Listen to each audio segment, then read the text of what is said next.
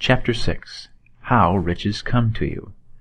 When I say that you do not have to drive sharp bargains, I do not mean that you do not have to drive any bargains at all, or that you are above the necessity for having any dealings with your fellow men.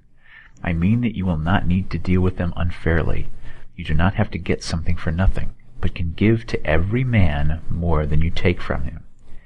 You cannot give every man more in cash value than you can take from him, but you can give him more in use value than the cash value of the thing you take from him. The paper, ink, and other material in this book may not be worth the money you pay for it, but if the ideas suggested by it bring you thousands of dollars, you have not been wronged by those who sold it to you. They have given you a great use value for a small cash value. Let us suppose that I own a picture by one of the great artists, which, in any civilized community, is worth thousands of dollars. I take it to Baffin Bay, and by salesmanship induce an Eskimo to give a bunch of furs worth $500 for it.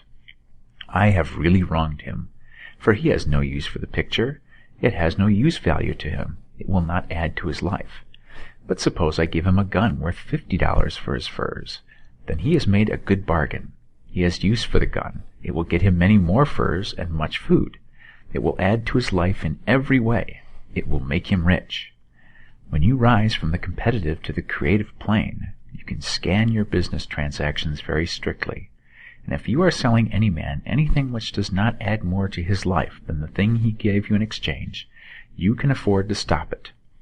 You do not have to beat anybody in business. And if you are in a business which does beat people, get out of it at once.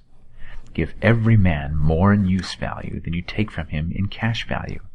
Then you are adding to the life of the world by every business transaction.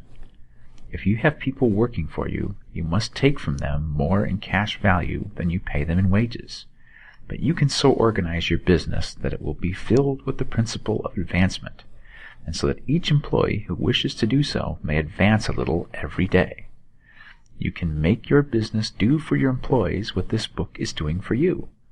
You can so conduct your business that it will be a sort of ladder by which every employee who will take the trouble may climb to riches himself, and, given the opportunity, if you will not do so, it is not your fault. And, finally, because you are to cause the creation of your riches from formless substance which permeates all your environment, it does not follow that they are to take shape from the atmosphere and come into being before your very eyes. If you want a sewing machine, for instance, I do not mean to tell you that you are to impress the thought of a sewing machine on thinking substance until the machine is formed without hands in the room where you sit or elsewhere. But if you want a sewing machine, hold the mental image of it with the most positive certainty that it is being made or is on its way to you. After once forming the thought, have the most absolute and unquestioning faith that the sewing machine is coming. Never think of it or speak of it in any other way than as being sure to arrive. Claim it as already yours. It will be brought to you by the power of the Supreme Intelligence, acting upon the minds of men. If you live in Maine, it may be that a man will be brought from Texas or Japan to engage in some transaction which will result in your getting what you want. If so, the whole matter will be as much to that man's advantage as it is to yours. Do not forget for a moment that the thinking substance is through all, in all, communicating with all, and can influence all. The desire of thinking substance for fuller life and better living has caused the creation of all the sewing machines already made, and it can cause the creation of millions more, and will, whenever men set in motion by desire and faith, and by acting in a certain way. You can certainly have a sewing machine in your house, and it is just as certain that you can have any other thing, or things which you want, and which you will use for the advancement of your own life and the lives of others. You need not hesitate about asking largely. Quote, "It is your Father's pleasure to give you the kingdom," end quote, said Jesus. Original substance wants to live all that is possible in you, and wants you to have all that you can or will use for the living of the most abundant life. If you fix upon your consciousness the fact that the desire you feel for the possession of riches is one with the desire of omnipotence for more complete expression, your faith becomes invincible. Once I saw a little boy sitting at a piano and vainly trying to bring harmony out of the keys, and I saw that he was grieved and provoked by his inability to play real music. I asked him the cause of his vexation, and he answered, "I can feel the music in me, but I can't make my hands go right." The music in him was the urge of original substance, containing all the possibilities of all life. All there is of music was seeking expression through the child. God, the one substance, is trying to live and do and enjoy things through humanity. He is saying, "I want hands to build wonderful structures, to play divine harmonies, to paint glorious pictures.